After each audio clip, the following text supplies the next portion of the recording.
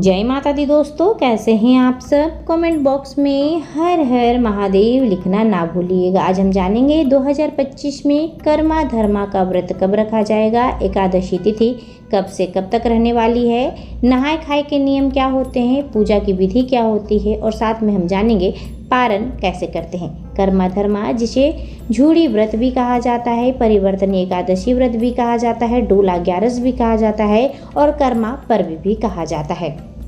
2025 में परिवर्तनीय एकादशी तिथि का प्रारंभ 3 सितंबर को रात 3:53 से दिन बुधवार से हो रहा है।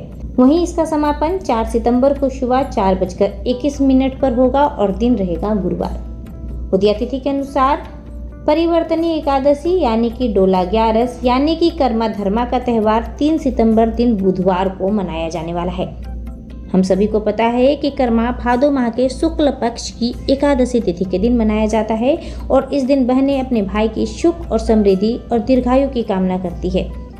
वहीं झारखंड के लोगों की परंपरा है कि धान रोपाई के बाद प्रकृति की पूजा कर अच्छी फसल की कामना करते हैं। कर्मा पर्व पर कर्मा डाली की पूजा की जाती है, झूमर खेलते हैं, रात भर जागरण होता है, सांस्कृतिक कार्यक्रम होते हैं, ढोल नगाड़े की आवाज़ सबके मन को झूमने पर मजबूर कर देती है। आइए बता दें आपको कि कर्मा पूजा के नियम क्या हैं। कर्मा पूजा के ठीक एक दिन पहले नहाय खाए होता है। नहाय खाए वाले दिन स्त्रियां एवं युवतियां अपने बाल को धोकर स्नान करती है। इस दिन आप बाल में शैम्पू और साबुन का यूज कर सकते हैं और नहाय खाए वाले दिन तामसिक भोजन जैसे कि लहसुन, प्याज, मांस, मदिरा का सेवन करना वर्जित माना जाता है। दूसरे दिन ब्रह्म मुहूर्त में उठकर स्नान आदि से निर्वित होकर व्रत का संकल्प लेना चाहिए।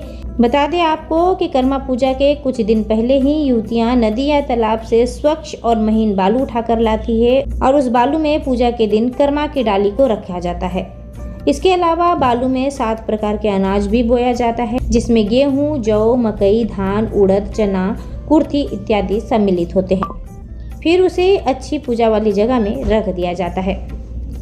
दूसरे दिन रोज उसमें धूप एवं धुवन के साथ हल्दी पानी डालते हैं। इसके अलावा चारों ओर युवतियां गोलाकार होकर एक दूसरे का हाथ पकड़कर जावा लगाने का गीत गाया करती है, साथ में नृत्य भी किया करती है। पूजा के दिन युवतियां नए वस्त्र पहनकर पैरों में आलता लगाकर तैयार होने लगती है। इसके बाद शाम के समय गांव के बड़े बुजुर्ग मंदार बजाते नाचते गाते हुए कर्मा डाली काटने जाते हैं। पेड़ों की पूजा कर 3 डालियां ही काटी जाती है, लेकिन यह ध्यान रखा जाता है कि डालियों को जमीन पर नहीं गिरने दिया जाता, क्योंकि अगर डालियां जमीन पर गिरी तो वह पूजा करने योग्य नहीं रहती। इसके बाद कर्म डालियों को घर के आंगन या फिर गांव के पूजा स्थल पर विधि विधान पूर्वक गाड़ा जाता है। शाम के समय विधि पूर्वक कर्मा वृक्ष की पूजा की जाती है। कर्म वृक्ष से अपने भाइयों की सुख एवं समृद्धि एवं दीर्घायु होने की कामना की जाती है। साथ ही कर्मा धर्मा की कहानी भी सुना जाता है। अब यह सवाल आता है कि कर्मा पूजा के दिन फलाहार कर सकते हैं या नहीं। बता दें आपको कि इस व्रत को निर्जला भी कर सकते हैं और फलाहार भी। जिन्होंने निर्जला संकल्प लिया है इस व्रत को करने का, वह निर्जला रख सकते हैं और पारण के दिन ही आप व्रत खोल सकते हैं। लेकिन जिनकी तबीयत ठीक नहीं है वह फलाहार कर दवाइयों का सेवन भी इस व्रत में कर सकते हैं। एक मान्यता के अनुसार यह भी कहा जाता है कि दिन भर उपवास रख पूजा के बाद आप फलाहार और जल ग्रहण कर सकते हैं।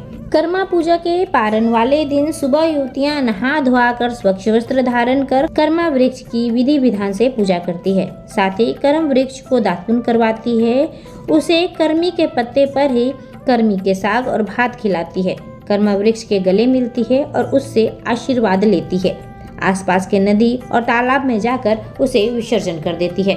कर्मा डाली के विसर्जन करने के बाद घर आकर कर्मी के साग और भात खाकर ही पारण करती है। आई होप आपके लिए वीडियो इंफॉर्मेटिव रहा हो। हर हर महादेव।